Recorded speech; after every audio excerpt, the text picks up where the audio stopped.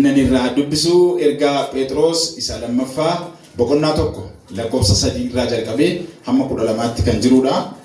In dubbifanna.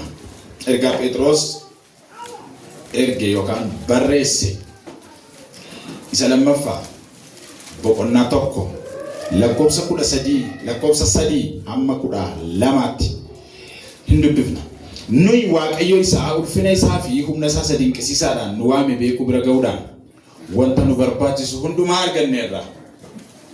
Gooftaan humna waaqummaa isaatiin gara jireenyaatti nu geessuudhaaf namoota Waaqayyoo nu gochuudhaaf kana hundumaa nuuf kenneera. Kennaa kanaan isin badiisa sababii kajeellaa fooniitiif biyya lafaa kana keessa jiru jalaa baatanii dhagna hafuuraa isa kan Waaqayyootti hirmaattu akka taataniif abdiin gadi jabeeyyinii fi gurguddoonni nuuf kennamaniiru. Ammas dhama'uu hundumaan dhama'aa amantii qabdan gaarummaan argisiisaa. Gaarummaa keessaan beekumsa argisiisaa. Itti dabaltanii immoo beekumsa keessaan of qabuu keessaan obsaan danda'uu keessaan nama Waaqayyo ta'uu keessan argisiisaa. Nama Waaqayyo ta'uu keessaan obboloota jaallachuu keessaan nama hundumaa jaallachuu argisiisaa. Wanti kun hundinuu isinirraa argamanii baay'achaa yoo adeeman Gooftaa keenya Yesuus Kiristoos hin beekutti warra dhimma baasan warra ija godhatanis in taatu. Sagalee Waaqayyoo kanarraa dhaabbannee kutaa tokkoffaa maal jennee jalqabne mata dureen keenya sadarkaa guddina jireenya hafuuraa amantootaa jennee jalqabne. Sana booda ergaan Phexros inni lammaffaa kuni waan gurguddaa 3 of keessaa qabaa jennee jalqabne. Waan gurguddaa 3 jalatti yookaan immoo piilaarsii 3 ta'uu danda'a jenne yookaan utubaa 3 ta'uu danda'a. Ergichi ni jalqabaa akkas jedha.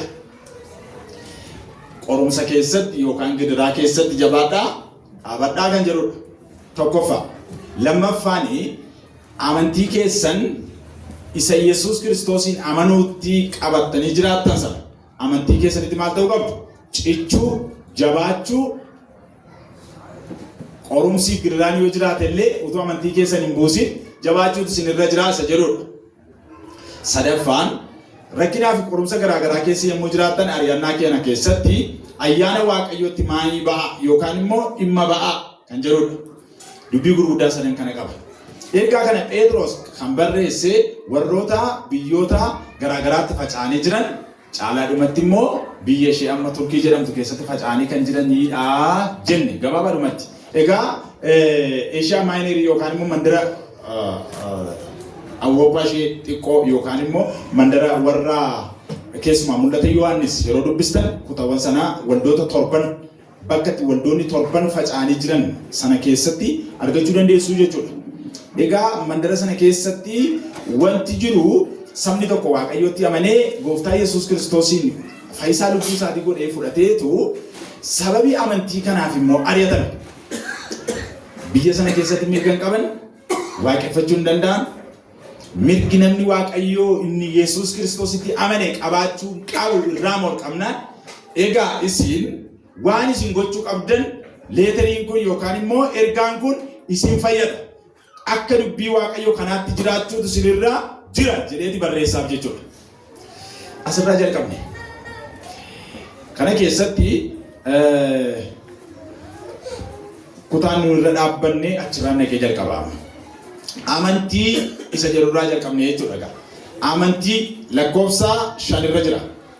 Ammas dhama'uu hundumaan amantii qabdan gaarummaan argisiisa.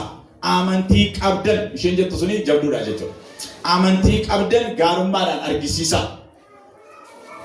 Jalqaba kana irratti dhaabachuu, amanuu, ayyaanatti maayii bahuu jechuu dandeessu gaggabaabsitanii. Dhaabachuu yookaan Kiristoosii wajjin jechuudha. Kiristoos sanatti immoo amanuu, erga amanne immoo namni amane ayyaana fudhata waan ta'eef ayyaana sanatti maayii bahuu. Ayyaanni Waaqayyoo guutummaatti yeroo nuu kennamu nus immoo ayyaana Waaqayyootiif guutummaatti of kennuu qabna jennee dubbanne. Iddoo kana keessatti gaa isa kana argitu dhama'uu hundumaa yookaan immoo dhimma barbaada duukaa bu'aa make effort jennee dubbanne jechuudha. Make effort daqqii ciniinnadhu dadhabiiti maal ta'e amantii kee fiixaan baasii jedha. Rakkina kana keessatti biyya Kiristoosiif ari'atamaa jirtan kana keessatti jabina si barbaada jedha.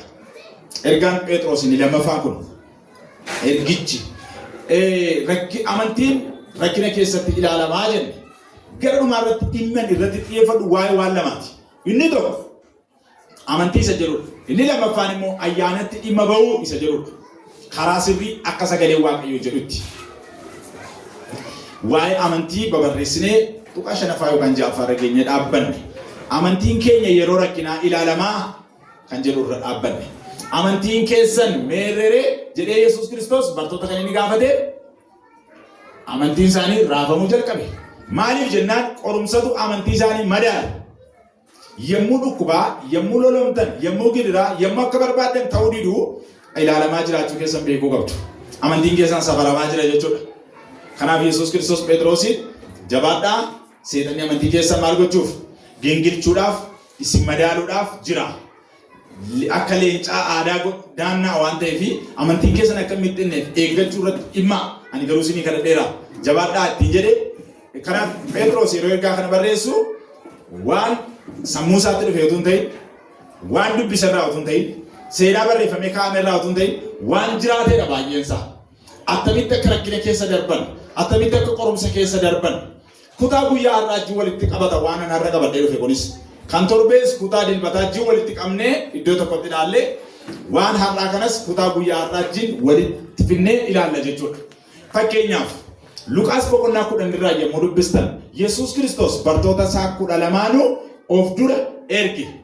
Of dura erge ni jedhu suni waan lama akka isaan shaakalaniif. Tokko bor karaa sanarra akkamittiin akka isaan wangeela lallabuu qaban. Rakkoo sana shaakaluu akka isaan qaban. Gidiraa isaan dhufu sana akkamittiin akka isaan handle yookaan immoo qabu to'achuu akka isaan danda'an ilaaluuf of dura ergee teellaa bu'e. Wangeela Luqaas boqonnaa 10 yeroo dubbistan booda kophaa isaanii hojjetu waan ta'eef gahoomsuudhaaf duukaa ture. Phexros isa kana jara sanatti dubbata. Isa ofiisaa barate, isa ofiisaa beeke, isa ofiisaatiif rakkina keessatti dhaabbate sana hima. Yesuus Kiristoos irraa yommuu barru yeroo hunda waan lama murteessitoodha. Amantootaaf yookaan kiristaanotaaf. Anarraa bara jedhamini Yesuus Kiristoos. Yesuus irraa waan barru gad of deebisuu. Akka jireenyaa, akka hawaasummaa, akka dubbii, akka itti qorumsa keessatti jiraatan, akka itti hawaasa gidduu deddeebi'an. Warra nama qoccolanii, warra nama lolan gidduu akkamittiin akka deddeebi'an, warra nama jaallatanis akkamitti akka ofirraa eegan. Nama sin lolu ofirraa eeguurraa, nama sin jaallatu ofirraa eeguutu cima. Nama sin jaallatu irraa of eeguutu ulfaata baay'ee. Kanaaf nama baay'ee sin jaallatu irraa suuta of eegaa deemuutu sin irra jira. Nama sin ari'atuuf sin jibbummaa silayyuu ilaallachaa baatanii ilaallachaa galtu waan ta'eef. Kanaaf kana barraqa Yesuus Kiristoos irraa. Anarraa bara inni ni jedhe sun immoo inni lammaffaan kan isarraa barru waan lama inni jedhee inni tokkoffaan isa kana. Inni lammaffaan waan dubbate hojjetee waan hojjete immoo dubbate Yesuus Kiristoos. Malee waan lafa jiru fuudhee namarra hin keenye. Macaafa hojii ergamootaa keessatti amma ba'aa abboonni keenya iyyuu baachuu hin dandeenye fuutanii gatiitti abbaa keenyaa abboota keenyaa nurras kaa'uudhaan nuunis Waaqayyoon maaliif qortuu jedhe Phaawulos. Ergaas bartoonni akka jirani Luqaas yaa hojii ergamootaa yeroo barreessu akka itti barreesse. Maaliif ittiin nu qortuu jedheen waan nuyi baachuu hin dandeenye. Kanaaf gara dhumaa keessa jira kutaan kun. Nuyi ayyaanaan malee nuyi seeraan hin fayyine isa jedhu gara dhumaa irratti isa dubbachuu barbaadeeti amma. Dubbii Waaqayyoo keessa jiraachuun, sagalee Waaqayyoo keessa jiraachuun fi ayyaanni maal akka ta'e waan gabaabduu akka introduction wayitan dubbadha dhumarratti. Amma garuu xiyyeeffannoon koo waa'ee amantii, waa'ee waan hojjetanii namatti immoo waa'ee waan danda'an namatti immoo namaanis godhi jechuuti jechuudha. Yesuus waa'ee kana akka jedhe isin huuba ija obboleessa keessanii keessa jiruuni maal godhi baafadhu hubatu ija obboleessa keetii keessa jira yoo ta'e isatti himtu isin immoo maal baattu utubaa baattu isinii namaanii bookee calali jettu ofii immoo kubbayyaa isinitti dhuddan keessa gaalatu jira gaala sanaa wajjin dhudduu jedha mudaa namaa barbaaddu mudaa keessa namni akka argu immoo hin feetanidha. hirruu nama argitu hirruu keessan immoo argitanidha. Ati inni namatti faraddu maaliif immoo ofitti faraddu jedhe macaafa qulqulluu keessatti akka jira. Inni namatti faraddu suni maaliif immoo ofitti faraddu jedha. Kanaaf Yesuus Kiristoos waa'ee kanaa dubbii tokko duwwaan xumure. Qodaa itti safartetti siifis akka safaramu beekee jedhe xumure. Kanaaf jireenyi kiristaanummaa Yesuus irraa barru jireenya jiraatamuudha jechuudha. Itti fufnee bakka kanarratti rakkina keessatti amantiin ilaalamaa ni jedhugaa dagachuun qabdan yeroo kamiyyuu. Namoota lama isinii kaasa. Seenaa Iyyoob. Iyyoob akkamittiin akka amantii isaa keessatti jabaate. Amantii isaa keessatti akkamittiin akka inni cime. Utuu amantii isaa irraa hin mittiqin, utuu gooftaa isaa irraa hin mittiqin. Achan gara Iyyoob duraatti immoo isin dabarsa si'a tokko. Abrahaam abbaa amantii nama jedhamu sana. Abrahaam abbaa amantiiti. Amanuudhaan nama qajeelaa ta'e Abrahaam jedhee dubbata. Hojiidhaan utuu hin ta'in amanuudhaan. Erga amanuudhaanii hin fayyu ta'e. Erga amanuudhaan qajeelummaatti nama lakkaa'ama amantiin erga ta'eeti jettanii yoo shaakaltan jireenya Abrahaam jiraate sana jiraachuu yoo shaakaltan garuu ulfaata. Amantii isa jedhamu kana raash gootanii ilaaluun qabdan. Baay'ee dhibaadha waan ta'eef. Amantiin kennaadha. Namichi inni kun hin amanaa, inni kun immoo nama nu jennee waan bira darbinu hin ta'u. Hunduma keenyaan amanaa jedha waan ta'eef sagaleen kun. Yesuus Kiristoosis waan kana dubbateera. Ani egaa waa'ee amantii irratti waan tokkoon isinitti hima. Amantiin hunduma keenyaaf barbaachiftuudha, furtuudha. Waan ittiin balbala banannuudha, waan ittiin jiraannuudha, waan ittiin oollee bulluuf balbala diinaa immoo ittiin cufuu dandeenyudha. Kanaaf amantiin barbaachifti. Maaliif akka Abrahaam ta'uun cima jettanii yaaddu? Abrahaam Waaqayyoon hin amane inni jedhu hamma gochaatti, hamma hojiitti hiikuutti. Polisa keenya tokkotu dheengaddaa asii nutti lallaba ture jechi waa'ee amantii waa'ee Abrahaam ilma isaa qaluu utuu nutti dubbatu dhugumayyuu utuu nu ta'e ilma keenya yookaan mucaa tokko dhabanii kan argatan waggaa 25 eeganii kan argatan. Waaqayyo qalii nu dhiyeessi aarsaa yoo jedhee ilma koollee dhiisi. Mee ilma koo ammaaf naa qusadhu. Waan nuti barbaadde immoo siin godhaafaan jennu ammani Waaqayyoon. Ilma koorra yoo darbite ilma koo dhiisi waan biraan agaafadhu faan jennu. Abrahaam garuu hin jenne. Kanaaf amantii hojiitti kun ulfaataadha inni jedhamu sagale. Ilma isaarra haaduu kaa'ee muruudhaaf miila hidhee ija hidhee haaduun dhufee ilma isaarra mormarra keenyaan Abrahaam jedhee Waaqayyoo waame. Ilma kee hin qalin. Hoolaan si dugda duuba jira jedhee itti mee jedha kutaan sun. Egaa yommuu amantan hamma dhumaatti amantiitti yeroo inni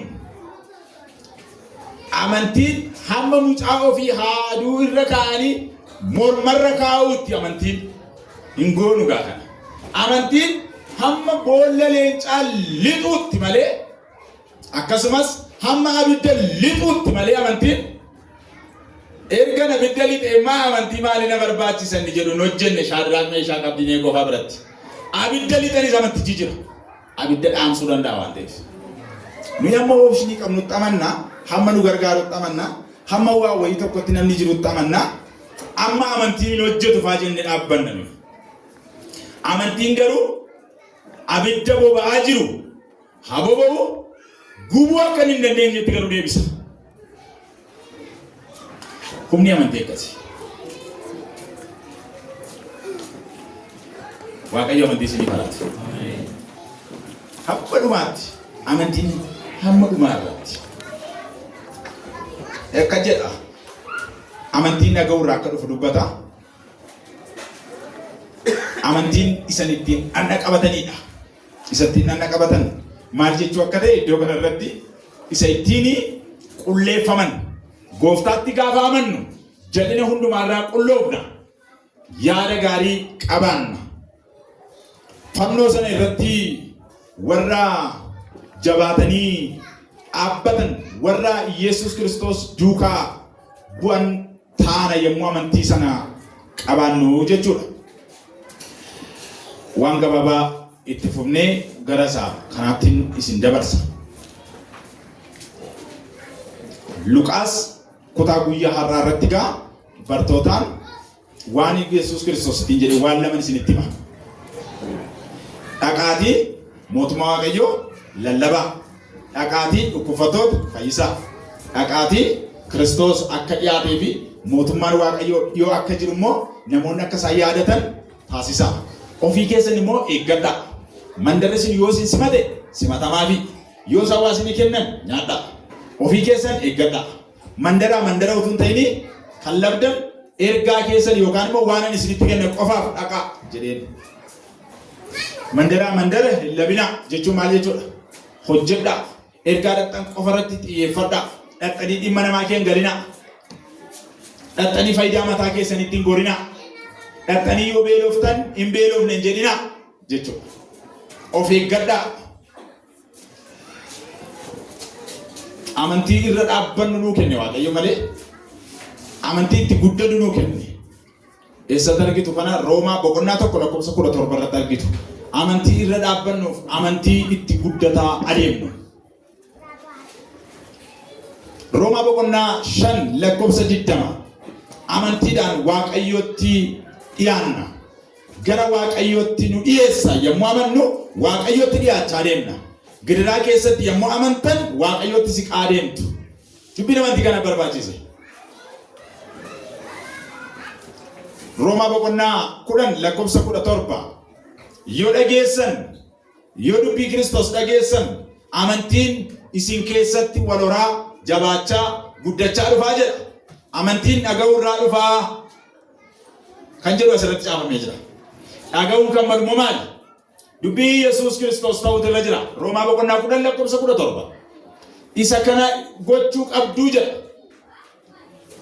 Namni ala kana jiru sagalee Waaqayyoo kana dhaga'uu hin danda'u. Namni dubbii Waaqayyoo dhaga'uudhaaf mana kana dhufuutu irra jira jechuudha guyyaa har'aa. Gara waldaa kiristaanaa dhaquutu irra jira. Karaa kanarraa adeemtee dubbii Waaqayyoo miti kan dhageessan waan biraa. Nama wal abaaruu dhageessu argitu. Nama machaa'ee karaarra nama abaaru arguu dandeessu. Hoteelaaf kaaffee babbareedaadha jedhamu dhaqxanii kan isin argitan gufannaa, cubbuudha, jal'ina, Waaqayyo wajjin walitti buutanii baatu jechaadha. Amantiin dhaga'uurraa dhufa inni jedhu jala isaa yommuu ilaaltan taa'aa, baradhaa, dubbii koo qoradhaa, sagalee koo dhaga'uutu isinirra jira isa jedhudha. Sagaleen Waaqayyoo immoo warra dhaga'uu dhufanitti dubbatama. Sagaleen Waaqayyoo qilleensa miti. Sagaleen Waaqayyoo lafa barbaadeetti dhaqee lixu. Dubbiin Waaqayyoo laphee qulqulluu keessa dhufee buufatee isaan barsiisa.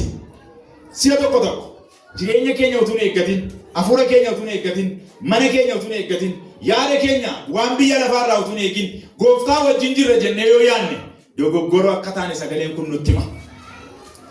Amantiitti guddachuudhaaf waan lama iddoo kanatti barbaachiftoodha baay'ee. Inni jalqaba dubbii Waaqayyoo dhaga'uudha. Dubbii Waaqayyoo oduu miti, haasaa namaa miti, olaantummaa namaa miti.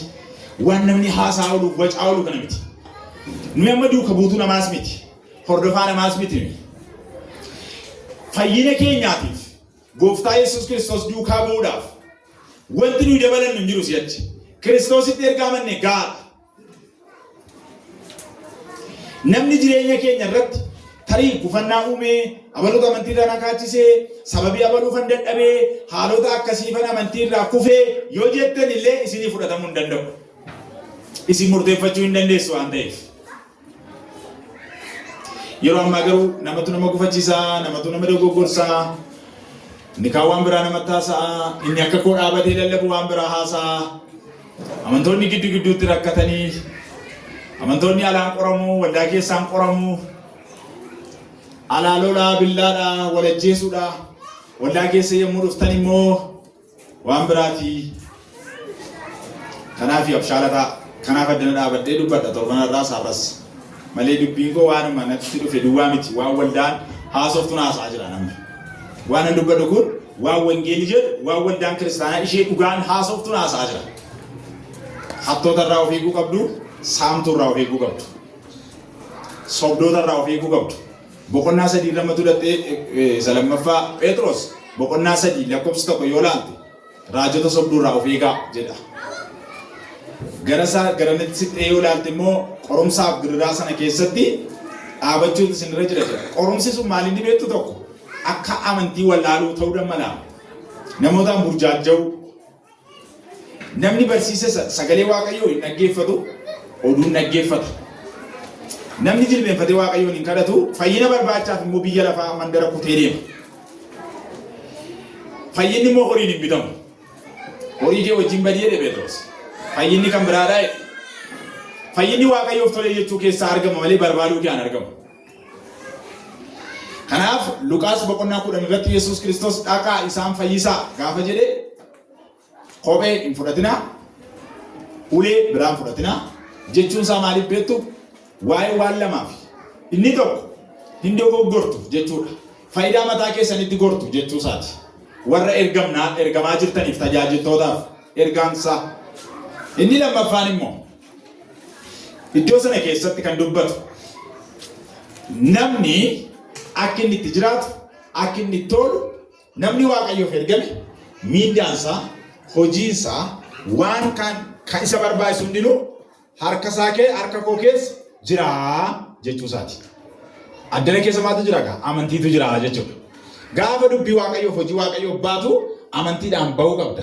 Amantiidhaan bobba'uu qabda. Uleen qabaa, korojoon qabaa, kophee lamaan qabaa jechaan adeemtu gooftaa wajjin. Gooftaa wajjin yommuu adeemtu rakkina isaas, dhiphina isaas, qorumsa isaattis adeemutu isinirra jira. Yoo na hubattaniitu ta'e. Waaqayyo isin haa gargaaru.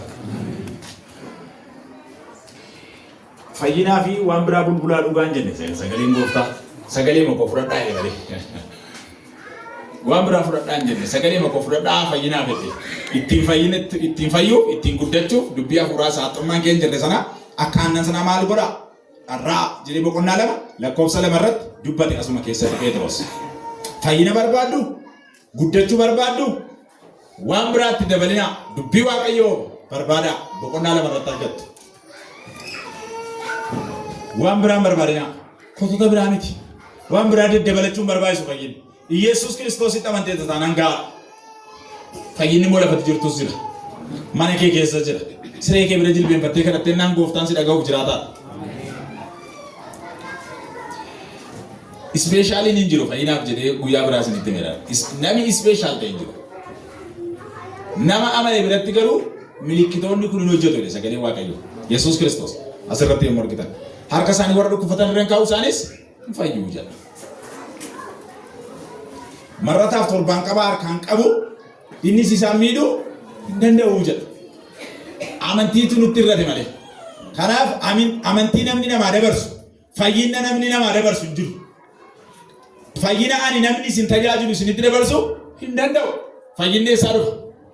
Ol Waaqayyo biraa fudhatta, achumaan fudhatta malee ana biraa sitti tiraansfer hin ta'u. Birri maallaqa miti. Maallaqa inni gidi baankiitti garanatti tiraansfer gochaa oollu sana miti. Kanaaf fayyinni ana bira hin jiru. Fayyinni sagalee ani dubbachaa jiru, laphee kee lixaa jiru keessa jira achumatti fudhadhu. Dubbiin isa kana jechuudha. Yoo dhufte malee, yoo asirra dhufte malee, yoo akkas goote malee, yoo kana raawwatte malee yoo jedhan hin goonu sana. Hin gooninaa jedha sagalee Waaqayyoo. Hin dogoggorinaa jedha. Boqonnaa 3 irratti Phexros isa kana gaarii godheetti. Namoonni isin burjaajessuudhaaf jiran jiru waan ta'eef hin burjaajinaa jedha boqonnaa 3 irratti.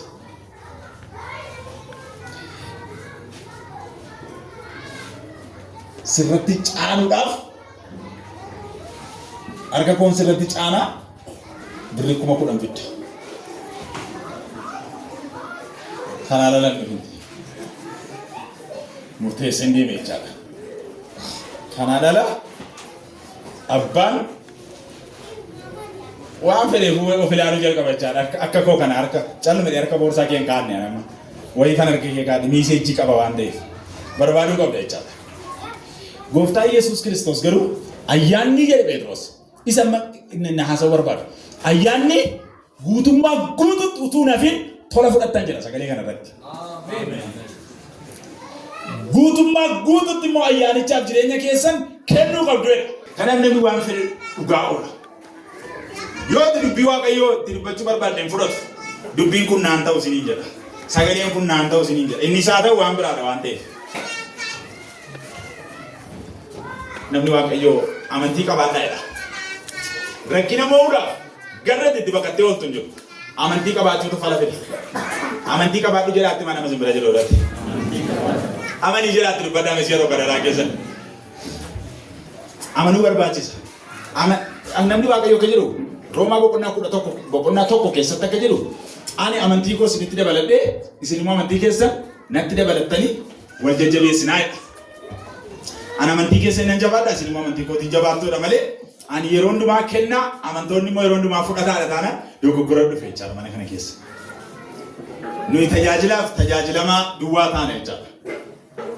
Ijoollee waaqayyoo fi ta'uu dhiibneeti sadarkaan keenya wal caalee jiraata jechuudha. Mana waaqayyoo keessatti inni tokko hangafa inni tokko xiqqaan hin jiru. Hundumti keenya Kiristoos Yesuusiin ilmaan waaqayyooti. Isin hundumti keessan ayyaana waaqayyooti warra fayyifamtanidha. Namni gatiin akka sarara jiru beeku jira laata? Gatii kan maalii beektu? Gatii jaalalaa. Gatii Kiristoos ittiin isin fure. Gatii Kiristoos ittiin ayyaana isaa toluma isin ilaata. Gatii akkasiin nurra jira malee nu gatii cubbuu nurra hin jiru. Gatiin ittiin hadheeffamnu nurra hin jiru. Eenyutu warra Kiristoos isaa jira Roomaa boqonnaa 8 irratti. Eenyutu hadheessuu danda'a? Erga waaqayyoo akka warra mudaa hin qabneetti isaan godhe karaa dhiiga isaatiin kan isaan hadheessuu danda'u jiru jedhee dubbata. Kan nu hadheessuu danda'u jiru. Fayyina keenya nutu balleesse malee namni biraanis mirga keenya saames hin jiru. Sira tokko dallaa keenya namaaf banne namatu dallaa keenya cabse yoo jenne dogoggora. Jireenya afura keessanii eeggachuun kan mataa keessaniiti. Isini akkas gochuuf immoo falli isa sirrii barachuudha. Dubbiin waaqayyoo maal jedha jechuudha. Dubbiin waaqayyoo Yesuus Kiristoos wangeela Maatiyoos boqonnaa 24 keessatti gaarii godhee himeera. Namoonni baay'een maqaa kootiin ani masiihiidha, ani gooftaadha jechaa gara keessan dhufu bara dhumaatti. Milikkitaaf dinqiiwwan gurguddaa raawwachaa dhufu. Hamma ibidda waaqarraa buusanitti ga'u. Sababii kanaaf of eeggadhaa akka wallaalchifamnetti jedhe gooftaan. Akka wallaalchifamneef of eeggadhaa. Kiristoos garuu akkas godha miti. Of eeguu qabdu. Kana maaliif dubbate inni? Waa'ee raajii sobaaf dubbate gooftaan. Waa'ee barsiisaa Kiristoos irraa nama kuffisaa deemuuf. Mana kana keessatti faayidaa keenya caala. Bu'aa keenya caala. Bu'aan gaafa eddan gooftaatti amanee argadhu guddaadha. Warri biyya lafaa waan akka lafaa kana caalaa ulfaatu baatanii adeemu. Nu garuu yeroo hundumaa birmaduudha. Sagalee waaqayyoo keessaa dhattanii dubbistu. Qorontoos dura boqonnaa 2 lakkoofsa 5 irratti ergaa guyyaa raajii wal fakkaata. Boqonnaa 1 lakkoofsa 26 irratti kutaa har'aa barraa ijji walitti dhufa sagalichi. Amantiin keenya humna waaqayyoo irra dhaabate jira. Egaa amantiin keessan humna waaqayyoo irra malee ogummaa namaarra hin dhaabanne. Roomaa Qorontoos dura boqonnaa 16 lakkoofsa 13 irratti immoo akka jedha. Dammaqaa amantiitti jabaadhaatii cimaa ija jabeeyyii fi jajjaboo ta'a jedhe dubbata. Ija jabeeyyii fi jajjaboo ta'a. Amantiin ija nama jabeessa. Jabaasi godha. Kiristoositti kan amanuu qabdu. Amantiidha yommuu jennu waan tokko sitti himu. Amantii yommuu jennu waan biraatti hin geessina. Maal hin dadhabitta namanaa? Mee maal godhuu hin jedhina. Akka isinitti amantan ilmi waaqayyoo Yesuus Kiristoos cubbuu keef akka du'e amanuu qabda. Ilmi waaqayyoo Yesuus Kiristoos barmaduu akkas baase beekuu qabda. Har'as maqaa Yesuus Kiristoos yoo waamte fayyinni barabaraas fayyinni fooniis akkasii ta'u beekuudha. Amantiin keessa Yesuus irratti malee haalota keessa irratti miti. Harari irratti miti.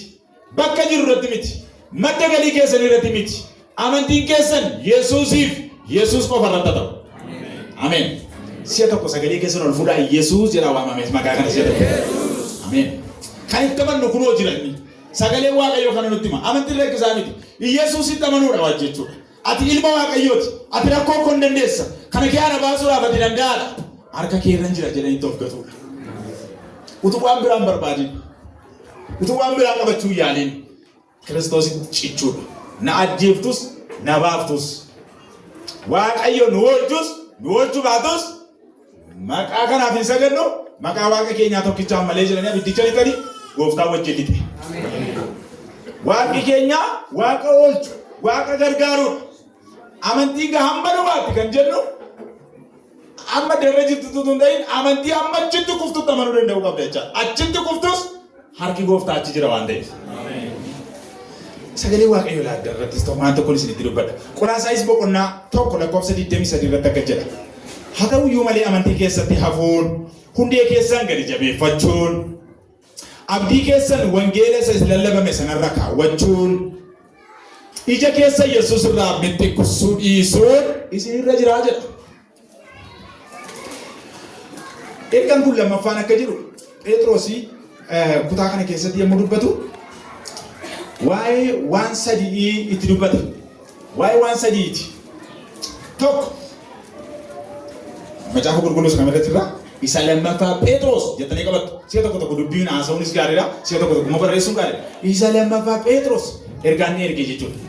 Boqonnaa tokko lakkoofsa tokkorraa kaaftanii yookaan lamarraa kaaftanii yookiin sadiirraa kaaftanii qabachuu, beekuu, duukaa bu'uu, hordofuu, waan inni jedhu qabachuu isinirra jira jechuudha.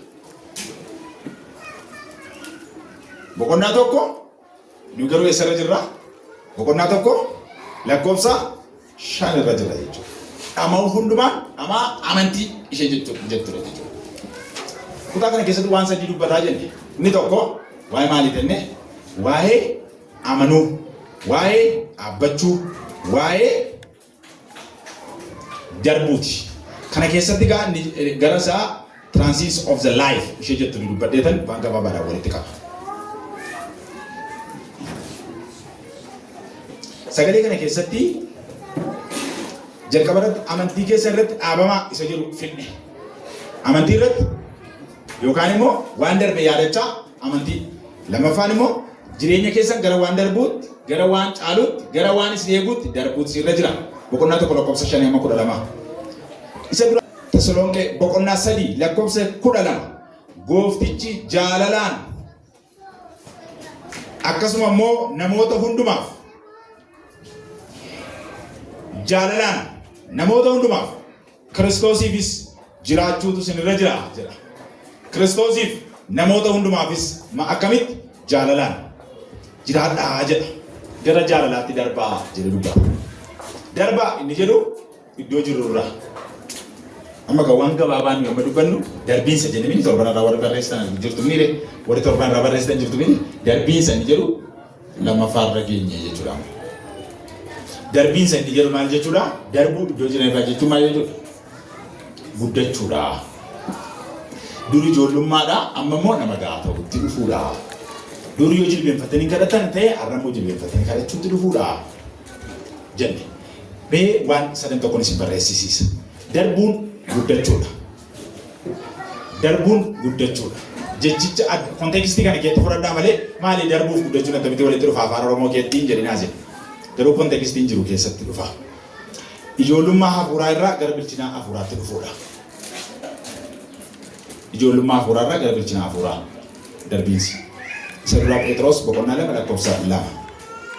Akka mucoollee reefu dhalatan aannan barbaadanitti fayyidaaf ittiin guddachuuf dubbii hafuuraa saattummaa keessa hin jirre akka aannan sanaa irraa. Mucaa ta'urraa ga'aatti baarra jirraama. Achuma irra kaase waan bareeduuf nan fixa. Mucaa ta'urraa ga'aa ta'utti. Isa duraa Qorontos boqonnaa 13 lakkoofsa 11.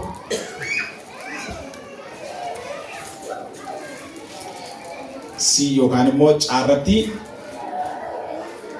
nama hafuuraatti yeroo hundumaa namni hafuuraa yeroo hundumaa akka waldhaalaatti yookaan immoo foolishiinis isa jedhamu gowwaa tuttuun ta'ini akka nama abshaalaattis jiraachuu akka beekuu qabudha. Waldhaalaaf gowwaa dadhabaa fakkaata garuu immoo keessi isaa maali? Abshaala isa jedhudha. Galaatiyaa boqonnaa 4 lakkoofsa 9. Amma garuu Waaqayyoon beekuu bira erga geessanii caalaatti immoo akkamitti gara booddee deebitanii Waaqayyoon beekuu bira geessan miti isinii jedha. Darbiin jedhu addana keessatti darbaa gara bilchinaatti gara dubbii Waaqayyootti ni jedhu Waaqayyoon beekuu bira ga'a jechuu isaati asirratti. Waaqayyoon beekuu bira ga'uun isiniif haa ta'u. Waan sadan tokkoon isinitti hima. Ittaan fufa. Saduraa Qorontos boqonnaa 8 lakkoofsa 3 Waaqayyoon jaallachuu obbolootas jaallachuu argisiisaa deemuu qabdu jedha. Of jaallachuu obboloota jaallachuu nama hundumaa jaalladhaa jedha. Amma waan haasaa jiru kun hundinuu eessa jira beektu? Kun asirra jira.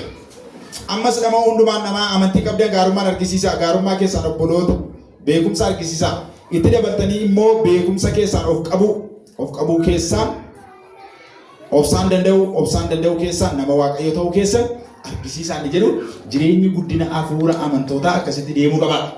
Duraa duubaan amantii irraa kaatanii garri isin adeemtan yeroo hundumaa of eeggannoodhaan ta'uu qaba jechuudha. Isaan nanaasaa jiru. Ibroota boqonnaa 10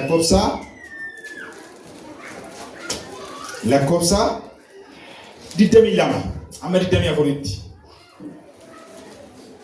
Kottaa gara dhugaatti, gara amantiitti guutamuutti, gara Waaqayyoon dhaga'uuttis hin deebinaa. Isa kana.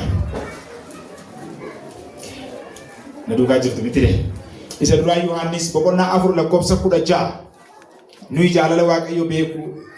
Nuyi jaalala Waaqayyo nu qabu hubanneerra, amanneerra. Waaqayyo jaalala. Namni jaalalatti qabamatee hin jiraanne mucaa Waaqayyo ta'uu hin danda'u jedha. Yommuu baay'ee guddattan, yommuu baay'ee bilchaattan, yommuu baay'ee nama gahaa ta'edha jettanii yaaddan jaalalarra geessu. Jaalalarra geessanitti taanaan amantiin keessan dhuguma cimaadha. Maalii anoo nama nan jaalladha? Durumayyuu garuu moreefu namani hoo amma dhuguma sadumaarran ga'ee jettanii yaaddu taanaanis eeyyee amantiin bara baay'ee dura amanuu hin ilaallatu. Bilchaachuun yeroo dheeraa dhaabatanii lallabu hin ilaallatu waan ta'eef. Bilchinni dubbichi haleelee namaa ifuudha. Keessa ofiitti. Maaliif dhufta waldaa kiristaanaa? Ammatu namni tokko balbala kan dhaabatee yommuu isin baatan har'a maaliif waldaa dhuftee jedhee yoo isin gaafate maal deebistu laata? Lammaffaa maal dhageesse ammaadhaa maal hubattee yoo isin jedhe maal jettu laata? Kanaaf waldaa dhufuun keessan akkasumatti tun ta'e eebbaaf isiniif haa ta'u. Darbuu keessa jettanii ishee kana barreessitu. Darbuu keessaa dubbii Waaqayyootti gahaa ta'uu dhufa. Waaqayyootti dhiyaachuu gahaa ta'uu Waaqayyootti dhiyaachuu gaggabaabsinee gahaa ta'uu Waaqayyootti dhiyaachuu abboomamuu humna hafuura qulqulluutiin guutamuu isas hojiitti hiikuudha jechuun fakkeenya ta'uudha. Preparation for the future isheen jettu immoo asuma jalatti hammatamtii jechuudha. Ayyaanichi dhoksaan sun ni jalqaba yaadachuun beekuun gara amantiitti dhufuun amanticha irraa ka'uudhaan immoo ayyaanicha waammachuun gara dura keenyaan akeeka. Ija mul'atu naqanna yommuu gara dura keenyaa akeeka.